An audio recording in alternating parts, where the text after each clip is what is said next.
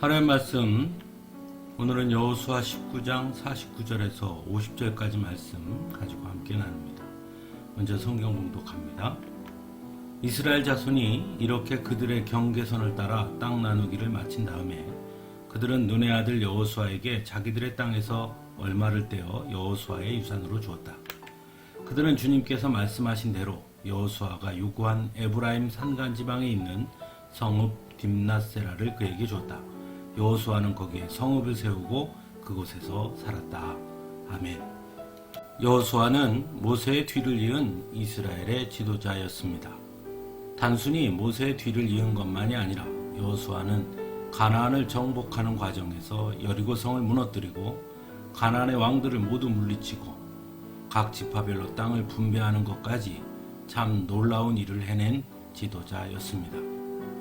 이 정도의 놀라운 성과를 이루었고 또한 이스라엘의 지도자이기에 세상의 관점으로 보면 지파별로 땅을 분배할 때에 가장 좋은 땅 또는 가장 넓은 땅을 가장 먼저 분배받는 것을 당연하게 여길 수 있을 것입니다. 하지만 오늘 본문에 보면 여호수아는 이스라엘의 모든 지파의 땅을 분배한 이후에야 땅을 받습니다. 본문 49절에 보면 그들의 경계선을 따라 땅 나누기를 마친 다음에 그들은 눈의 아들 여호수아에게 자기들의 땅에서 얼마를 떼어 여호수아의 유산으로 주었다고 전하고 있습니다. 그리고 그 땅은 여호수아가 요구한 에브라임 산간 지방에 있는 성읍 딥낫세라를 그에게 주었다고 말씀합니다. 즉 여호수아가 요구한 땅 그리고 여호수아에게 준 땅은 그렇게 좋은 땅이 아니었고 산간 지방이었다는 것입니다. 여호수아의 땅을 분배받은 일들을 보면서 우리는 여호수아의 성품을 보게 됩니다. 먼저 여호수아는 자신보다 하나님께서 맡겨주신 사명을 먼저 생각한 사람이었다는 것입니다. 하나님은 여호수아에게 가나안을 정복하고 지파별로 땅을 분배하는 것을 맡겨주셨습니다. 여호수아는 하나님께서 자신에게 맡겨주신 그 사명을 충성되이 감당합니다. 그래서 자신의 땅을 분배받는 것보다 지파별로 땅을 분배하는 것에만 집중했던 것입니다. 두 번째는 여호수아는 겸손한 사람이었다는 것입니다. 여호수아는 이스라엘의 지도자였습니다. 누구도 여호수아에게 시비를 걸 수 있는 사람은 없었습니다. 그러므로 얼마든지 자신의 생각을 주장하거나 자신의 몫을 먼저 주장할 수 있습니다.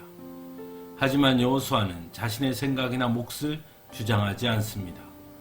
자신에게 맡겨진 사명을 다한 이후에야 산간지방을 요구하는 겸손함을 보여줍니다. 마지막으로 여호수아는 여전히 도전할 줄 아는 사람이었다는 것입니다. 가나안 땅을 모두 정복하고 모든 지파에게 땅을 분배하는 일까지 모두 마친 이후에도 여호수아는 산간지방을 요구했고 거기에 성읍을 세웁니다.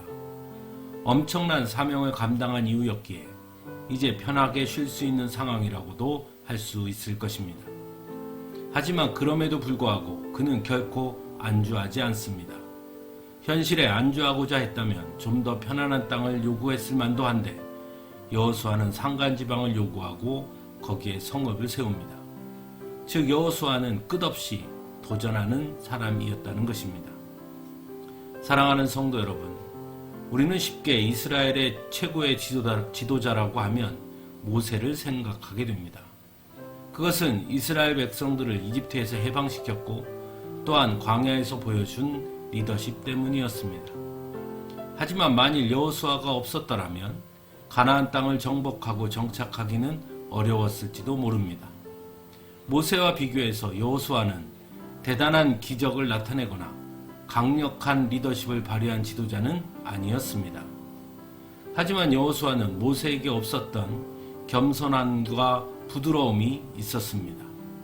또한 모세와 비교해서도 조금도 뒤지지 않는 백성들을 사랑하는 마음도 컸습니다.